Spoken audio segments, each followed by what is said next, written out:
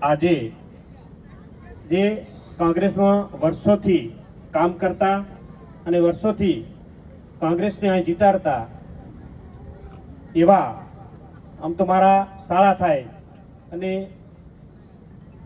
એમને વારંવાર હું રજૂઆત કરતો કે વિકાસ કરવો હોય અને ગામનું સારું કાર્ય કરવું હોય તો ભારતીય જનતા પાર્ટીમાં જોડાવવું જોઈએ. પણ એમણે ખૂબ મંથન કર્યું. મંથન કર્યા પછી પણ એમને સાચી દિશા લાગી કે સાચું કાર્ય કરવું છે તો ભારતીય જનતા પાર્ટીમાં જોડાવવું પડશે. એટલે એમને આજે ખૂબ સારો નિર્ણય લીધો છે. એટલે એમને તમામને હું અભિનંદન પાઠવું છું કે મોડો લીધો પણ સારો. ઓલું કહેવત છે ને, મોડી લેવી પણ ઓડી લેવી. એટલે એમણે આજે સારો નિર્ણય લીધો છે. એમને તમામને અભિનંદન પાઠવું છું. થોડા સમય પહેલા મારા વિસ્તારની અંદર પણ વાવ વિધાનસભામાં હજારો કાર્યકર્તાઓ એમણે પણ વિચાર્યું કે જ્યારે વિસ્તારનું કામ કરવું અને વિસ્તારનો વિકાસ કરવો અને વિસ્તારને સાચી દિશા આપવી હોય તો સાચો નિર્ણય લેવો પડે. તેમણે હજારો કાર્યકર્તાઓ પણ કોંગ્રેસ છોડી અને ભારતીય જનતા પાર્ટીની અંદર કેસ ધારણ કર્યો. ત્યારે સર્વ સમાજ એક દિશામાં ચાલતી હોય અને મોદી સાહેબે જે સપનું જોયું હોય કે આત્મનિર્ભર ભારત અને વિકસિત ભારત બનાવવાનું જે 2047નો મેપ નક્કી કર્યો હોય તો સર્વ સમાજે ટેકો આપ્યો. એક જ સમાજ ઠાકોર સમાજ હજુ એક કયા વિચારધારા સાથે એમણે એક જ કોંગ્રેસને પકડી રાખ્યો. હમણાં જ વાત કરી એમ કે કોંગ્રેસની કોઈ ટિકિટ નહીં લેતું તો ઠાકોર સમાજને આપી દે. મારા વિસ્તારની અંદર કોંગ્રેસને કોઈ ટિકિટ લેવા તૈયાર નથી તો ઠાકોર સમાજને ઉભો કરી દીધો. ઠાકોર સમાજે હાથ પકડી લીધો કોંગ્રેસને ટિકિટ લેવા માટે. પણ એમને હજુ કહેવા માંગુ છું કે ભારતીય જનતા પાર્ટી જે વિચારધારા સાથે કામ કરી રહી છે અને જ્યારે બહુમતી જેવો એક જિલ્લો હોય, જ્યારે વાવ થરાદ જિલ્લો એક બહુમતી ભારતીય જનતા પાર્ટીનો જિલ્લો છે. આમ તો તમને કહેવા માંગુ છું, અમે ઘણી રિક્વેસ્ટ કોંગ્રેસને કરી હતી, કીધું અમારા ભેળા રહો, પણ તમે આ હાઈવે જોઈ અને વાવ થરાદમાં નથી રહ્યા એટલે તમને પણ પસ્તાવો થાય એવું કામ અમે વાવ થરાદમાં કરવાના છીએ. બહુમતીથી જિલ્લા પંચાયત પણ બનાવશું અને તાલુકા પંચાયત પણ બનાવશું. અત્યારે હમણાં જ મોદી સાહેબ આવ્યા હતા અમારા વાવ થરાદ જિલ્લામાં. નાણીની અંદર વાવ થરાદ જિલ્લો એક નાણીની અંદર ઇન્ટરનેશનલ એરપોર્ટ પણ બનવા જઈ રહ્યું છે. એટલે તમે પસ્તાવાના કે ઇન્ટરનેશનલ એરપોર્ટ પણ વાવ થરાદ જિલ્લામાં બનશે.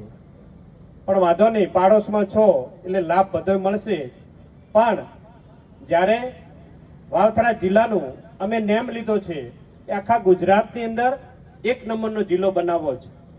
તમામ સુવિધાઓ વાવ થરાદ જિલ્લામાં બને અને સાથે સાથે બનાસકાંઠા જિલ્લો પણ એની પ્રગતિ જોવે અને એની સાથે ચાલે. એના માટે આજે જે નિર્ણય લીધો છે ઠાકોર સમાજના તમામ આગેવાનોએ એમને અભિનંદન પાઠવું છું કે તમે સાચી દિશાનો અને સારો આજે નિર્ણય લીધો છે.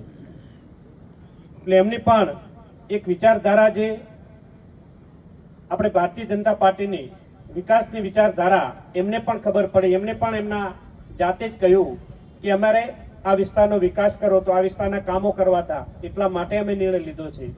પણ જ્યારે કીર્તિસિંહ બાપુ હું જ્યારે એમને ત્યાં મહેમાન ગતિ જાઉં ત્યારે તમારા વખાણ જ થાચા કે આવા ધારાસભ્ય અમને ક્યાંય ન મળે.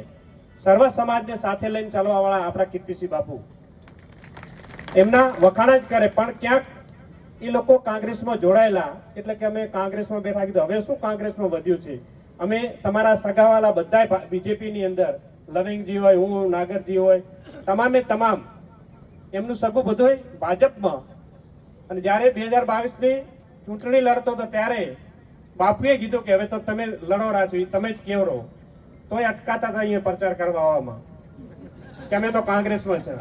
એટલે પણ તમામ સમાજ હવે તો તમે લડી રહ્યા છો, તમારે અટકાવવાનું ના હોય, તમારે ખુલીને આવવાનું હોય.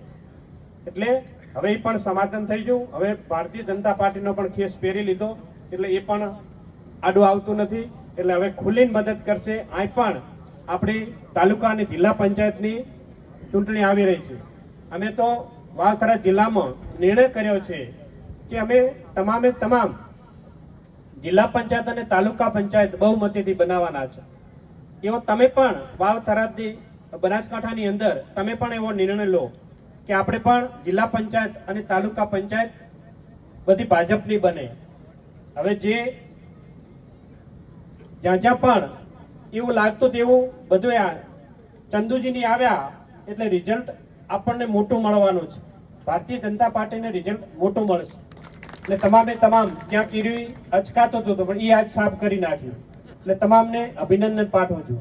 એટલે આપણે સૌ સાથે મળી અને ભારતીય જનતા પાર્ટીનું અને મોદી સાહેબનું જે વિઝન છે એ વિઝનને હવે આપણે સાર્થક બનાવીશું. અને એમાં પણ જે વિકસિત ભારત બનાવવાનું છે એમાં પણ હવે તમામે તમામ સાથ સહકાર આપી અને એને કાર્ય પૂરું કરીએ.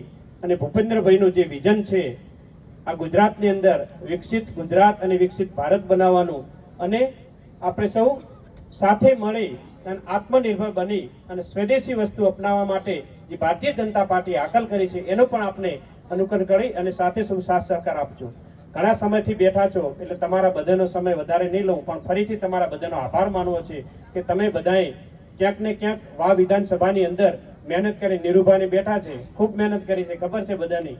આ તમારા બધાની મહેનતથી આજે અહીં આટલા સુધી પહોંચ્યા છે અને સરકારે પણ તમામે મહેનત કરી ગણતરી રાખી અને આપણા અહીં વિસ્તારની અંદર ખૂબ બધું આપ્યું છે. 2 તો મંત્રી આપ્યા, 1 અધ્યક્ષ આપ્યા. આમ તો ડેપ્યુટી સીએમ ગણીએ તો આપણા જ છે, પ્રદેશ અધ્યક્ષ ગણીએ તો આપણા જ છે. એટલે ઘણું બધું આ વિસ્તારને આપ્યું છે. તો આ જે ભારતીય જનતા પાર્ટી જ્યારે આપ્યું હોય તો આપણે પણ ભારતીય જનતા પાર્ટીને આપવું પડે. તો આજે સમય આવ્યો છે ભારતીય જનતા પાર્ટીને આપવાનું.